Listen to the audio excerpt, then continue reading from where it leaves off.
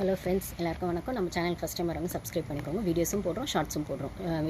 ஷார்ட்ஸ்க்கு கீழே வீடியோஸோட அந்த லிங்க் ரீசெண்ட் வீடியோஸ் அப்புறம் ரிலேட்டட் வீடியோஸ், ஸோ எக்ஸ்ட்ரா அப்டேட்ஸ்லாம் வீடியோஸில் தான் இருக்கும். ஓகேங்களா? அப்புறம் வந்து பார்த்திங்கன்னா இன்றைக்கான எபிசோட் எப்படி போச்சுன்னு கேட்டிங்கன்னா செம்ம போருங்க. எனக்கு வீடியோஸ் போடவே இன்ட்ரெஸ்ட் இல்லை.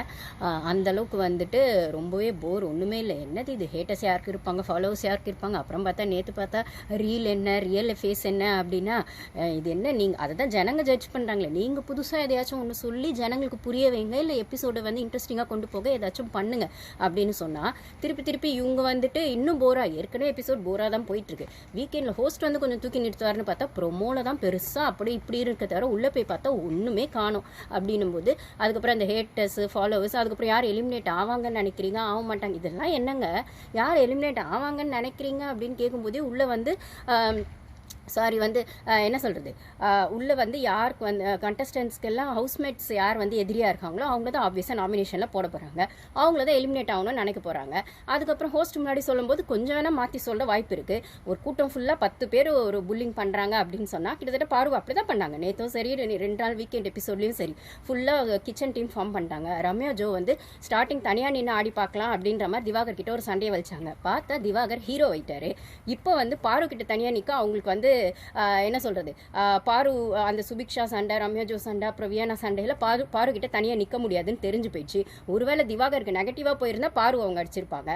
இப்போ அவங்க டீம் சின்னதாக இருக்குது. சுபிக்ஷா, ரம்யா ஜோ அப்படின்னு சொல்லும்போது அவங்க டீம் சின்னதாக இருக்குது. அந்த கமருதீனியை சேர்த்துக்கலாம். சின்னதாக இருக்குன்னு சொல்லும்போது தனியாக பாரு நின்று அடிக்க முடியாது.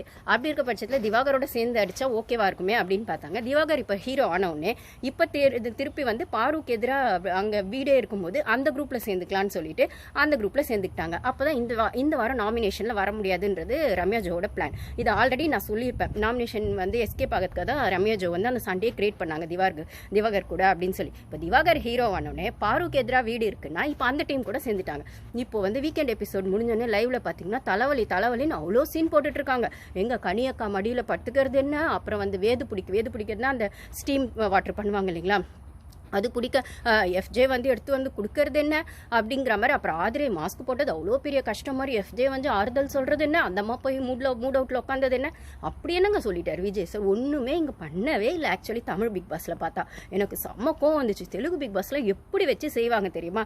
அப்புறம் சீசன் ஓடலைன்னா எப்படி ஓடும். நீங்கள் ஆதிரியை வந்து மாஸ்க் போட்டே ஆகணும், நீ செஞ்ச தப்புன்னு ஒரு பனிஷ்மெண்ட் கொடுத்துருக்கணும். அங்கெல்லாம் பார்த்தீங்கன்னா தெலுங்கு பிக் பாஸில் ஹோஸ்டே டைரக்ட் நாமினேஷனில் போட்டுருவாங்க தப்பு செஞ்சா. அதுக்கப்புறம் வந்து அங்கே வந்து அதுவும் ஆடியன்ஸ்க்கு வந்து அந்த கண்டஸ்டண்ட்டை பிடிச்சிருந்தா அவங்க எலிமினேட் பண்ணுறது, ஓட்டிங் பண்ணுறதுங்கிறது வேற. ஆனால் உள்ள என்ன நடக்குது